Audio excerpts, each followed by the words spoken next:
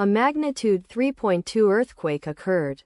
Oaxaca, Mexico. 151 kilometers SSW of Oaxaca, Mexico, or 8 kilometers SE of San Jose del Progreso, Mexico. On Sunday, the 27th of July 2025, at 15 hours 16 minutes and 15 seconds local time, the quake had a depth of 15 kilometers and was not felt, or at least not reported so. Data source from EMSC. Did you feel it? Let us pray. May the earthquake that occurred not affect our brothers and sisters there. May the earthquake not happen again. And may God protect everyone.